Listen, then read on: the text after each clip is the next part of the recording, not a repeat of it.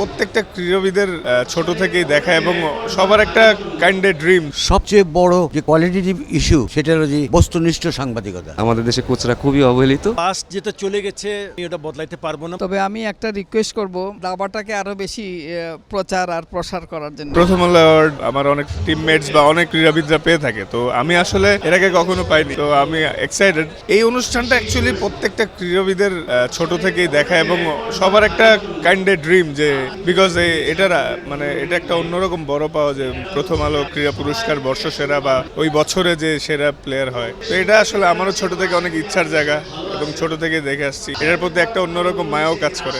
এবছর সুযোগ পেয়েছি, মানে এখানে আসলে খুবই ভালো লাগে, কারণ প্রতিটা গেমসের বাংলাদেশের সব লিজেন্ডরা এখানে আসে, সব ইয়াংস্টাররা আসে, যখন তাদের সাথে মিলিত আসলে খুবই ভালো লাগে। তো এই অনুষ্ঠানটা সবসময় ভালো লাগে, সুযোগ পেলে কেন আসবো না, অবশ্যই আসবো। দেখুন এখান থেকে অনেক ছেলে যারা স্পেশালি যারা ইয়াংস্টার যাদেরকে আপনারা ইন্সপায়ার করেন, যে আসলে একটা দেশের ক্রীড়াঙ্গনে অবদান রাখার জন্য একটা ইয়াংস্টার যখন আসে, তো তার জন্য আসলে একটা স্বীকৃতি হলে তার জন্য আসলে পরবর্তী জীবনে অনেক স্বপ্ন তাকে আর অনেক বেড়ে যায়, এবং তাকে সেই স্বপ্নটা পূরণ করার জন্য হলেও তাকে আসলে অনেক কাজ করতে হয়। আমার মনে হয় যে এখানে অনেক ইয়াংস্টার পুরস্কার পেয়েছে, তারা কিন্তু অনেকে অনেক বড় বড় প্লেয়ার হয়েছে, এটা একটা কারণ। তারপর একটা স্পোর্টসের আমাদের দেশে আসলে খুব একটা প্লেয়ারদের আমরা কখনো স্বীকৃতি দেই না, তো স্বীকৃতি যদি দেই না, কিন্তু প্রথম আলো প্রথম থেকে কিন্তু একটা ভালোভাবে একটা অনুষ্ঠান করে সব প্লেয়ারদেরকে এখানে নিয়ে আসে, যখন তাদেরকে পুরস্কৃত করে, এটা আসলে যতটুকুই হোক আমার কাছে মনে হয় এটা অনেক বড় পাওয়া। তো এই কারণে আসলে খুব ভালো লাগে। আরেকটা ব্যাপার হচ্ছে আমি এখানে আসি সবসময় আপনাদের আসলে একটু মোটিভেট করতে, কারণ আপনারা খেলোয়াড়দের মোটিভেট করেন, যারা সংগঠন ছিল তারা হয়তো মরণোত্তর সম্মান দেন, বা কোচদের কখনো আপনারা ঠিক মতো দেখেন না। তো প্রতিবারই আসে আপনাদের কিছু মনে করে দেওয়ার জন্য, যে আপনারা কোচদের জন্য কিছু করেন, কারণ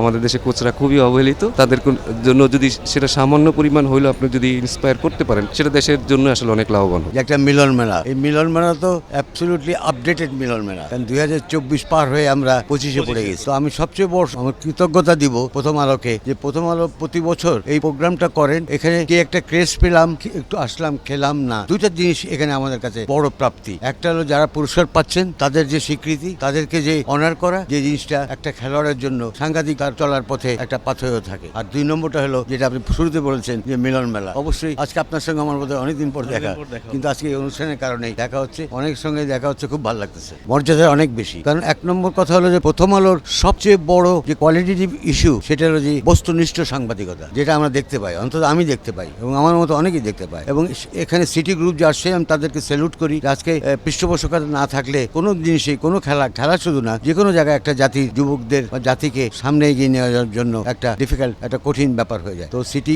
গ্রুপকে আমি আপনার মাধ্যমে ধন্যবাদ জানাচ্ছি। এবং প্রথম আলো তো আমি তো সাবস্ক্রাইবার, আমার বাসায় প্রথম আলো আসে, সকালে উঠে প্রথম আলোতে হাতে পাই, খুব ভালো লাগছে এখানে এসে। আমি আগেও প্রথম আলো পুরস্কারের সাথে সংশ্লিষ্ট ছিলাম, এবং একটি অনুষ্ঠানে আমি ওই 3-4 বছরের জন্য একটি জুরি বোর্ড ছিল, ওটা অংশ ছিলাম। আমি অনেক কাজই পছন্দ করি পৃথিবীতে করতে, বাট এটা আমার জন্য একটা স্পেশাল কাজ আর কি। আমি খুব লাইক করি কোনো কাজ। আমি লেখালেখি করেছি প্রথমত, স্প্যানিশ কিছুটা পারি, বাট ওই ফ্রেঞ্চও অনেক আগে করেছিলাম, আমি ভুলে গেছি। হ্যাঁ, ভাষার প্রতি আমার একটা দুর্বলতা আছে, আর বিশেষ করে আমার একটা ছেলে অনেকগুলি ভাষা বলে, সো ওর থেকে অনুপ্রাণিত হয়ে আমি চেষ্টা করি। সাধারণত ছেলে বাপের থেকে অনুপ্রেরণা নেয়, আমি ছেলে থেকে নিই। আমাদের যারা খেলাধুলা করছে অনেকেই কিন্তু তেমন কোনো প্ল্যাটফর্ম নেই যেখানে তারা যে কাজটা করছে, ভালো কাজ করছে, সেটাকে তুলে ধরবে, তার জন্য স্বীকৃতি পাবে। কিন্তু আর যদি দু একটা থাকেও সেটা আবার বন্ধ হয়ে যায়। কিন্তু প্রথম আলো যে কনসিস্টেন্টলি এটা করছে, আমার মনে হয় যে এটা আমাদের ক্রীড়াবিদ, বিশেষ করে যারা অতটা লাইমলাইট আসে না, তাদের জন্য একটা বিশাল পাওয়া মনে করি।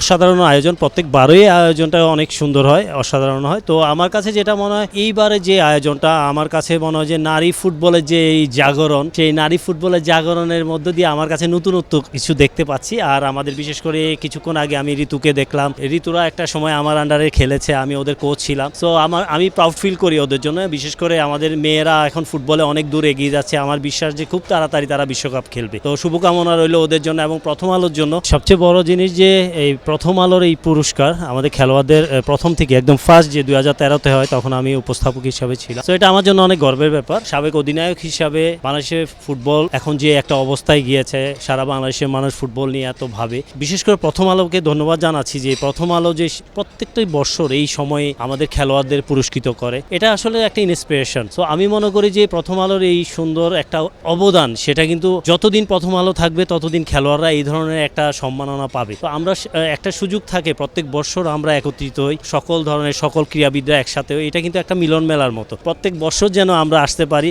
যতদিন বেঁচে থাকবো এই প্রথম আলোর এই আয়োজনে যেন আমরা উপস্থিত হতে পারি, সেটা আমাদের জন্য সবচেয়ে বড়। না, প্রথম আলোর অনুষ্ঠানের জন্য আসলে সবাই প্রতি বছরই উদ্গ্রীব থাকে, আমরাও উদ্গ্রীব থাকি, কারণ এখানে অতীতকে যেমন মূল্যায়ন করা হয়, বর্তমানকে তো করাই হয়। তো এটা আসলে যে মিলন মেলা ক্রীড়াবিদদের নামটা আমার মনে হয় যথার্থ এবং সার্থক বলা যায়। হ্যাঁ, এবারে আয়োজনটা তো দেখতেছি আরও বেশি বড় করে হচ্ছে। এটা সত্যি মানে খুব আমাদের জন্য খুশির খবর যে স্পোর্টসের জন্য প্রথম আলো এত সুন্দর করে আয়োজন করে আর কেউ তো এইভাবে এত করতে দেখি না। এতে আমাদের স্পোর্টসের উন্নতির জন্য এটা খুবই সহায়ক। তবে আমি একটা রিকোয়েস্ট করব যে দাবাটাকে আরও বেশি প্রচার আর প্রসার করার জন্য, কারণ অন্য খেলার তুলনায় এটা একটু কম প্রচার হয়। আসলে আমি দাবাটা খুবই পছন্দ করি। ছোটবেলা তো আমাদের সময় খেলার সুযোগ ছিল না, কারণ তখন দাবা হতোই না। তো খুব ভালো লাগে আমার। বেসিক্যালি আমি স্পোর্টসম্যান। ছোটবেলা অন্যান্য খেলা খেলতাম, নানা রকম সব রকমের খেলাই খেলতাম। তো এখন এই বয়সে তো দাবা ছাড়া আর কিছু খেলা যায় না। তো খেলা স্পোর্টস লাভার হিসাবে আর কি। আর আমার ভাগ্যটাও ভালো ছিল যে আমার হাজব্যান্ডও খুব স্পোর্টস লাভার ছিলেন, আর আমার বাবাও স্পোর্টস ম্যান ছিলেন। ভালো এই পরিবার থেকে আসাতে সম্ভবত হয়তো আমাদের পুরো পরিবারটাই স্পোর্টস পরিবার। তো ধন্যবাদ জানাচ্ছি প্রথম আলোকে আমাকে এখানে ইনভাইট করার জন্য। আমাদেরকে যে দায়িত্বটা দেওয়া হয়েছে, ফার্স্ট অফ অল আমি প্রথম আলো সিটি গ্রুপকে ধন্যবাদ জানাই কি আমাদের দায়িত্ব বেশ কয়েক বছর থেকে আমরা এটা দায়িত্ব পালন করছি। আমরা যারা আছেন আমাদের সঙ্গে যারা আছেন, এবং একটা নিউজ সবাইকে মনে রাখতে হবে কি আমাদের মাধ্যমে যাদেরকে মানে খুব কষ্ট করে কিন্তু আমাদেরকে কিন্তু 1, 2, 3 কিন্তু সিলেক্ট করতে হয়। স্পেশালি আমরা যারা জাজের দায়িত্ব পালন করছি তাদের সামনে কিন্তু প্রত্যেকটা প্লেয়ার কিন্তু উইনার। আমরা মনে করি সবাই উইনার। হ্যাঁ, আমাদেরকে যেহেতু জাজমেন্ট করতেই হয়, একজনের পারফরমেন্সটা যদি আরেকজনের থেকে যদি আমাদেরকে আলোচনা কিন্তু 10-15 মিনিট আলোচনা, কিন্তু বেশ লম্বা আমাদেরকে আলোচনা করতে হয়, কিন্তু অনেক সময় অনেকজন মিস করে হয়। বাট যারা মিস করছেন, যারা পাচ্ছেন না 1, 2, 3 পুরস্কার, সেটা কিন্তু মনে রাখতে হবে কিন্তু আমাদের কাছে আপনারা কিন্তু সবসময় উইনার। এবং it's a good competition, recognise করা দরকার আমাদের প্লেয়ারদেরকে এবং তাদের অসাধারণ পারফরমেন্সের কারণ জন্যই আমরা এই কাজটা করতে পারছি। তারিখ আসলে পাস্ট নিয়ে আমরা মানে আমি বেশি চিন্তা করতে চাই না। পাস্ট যেটা চলে গেছে এটা বদলাইতে পারবো না, বাট অবশ্যই এই ধরনের যদি অনুষ্ঠান ওই সময়কাল যদি থাকতো হয়তো বা আমি জানি না আমি পেতাম কি পেতে না, বাট হয়তো একটা সুযোগ পেতাম কি, হয়তো বা একটা অ্যাওয়ার্ড নেওয়ার জন্য হতে পারে আমি জানি না। বাট আই থিঙ্ক যে কয় বছর থেকে এটা স্টার্ট হয়েছে, অনেক বছর হয়ে গেল, এটা কন্টিনিউ করা দরকার। মানে আশা করবো এটা কন্টিনিউ হবে।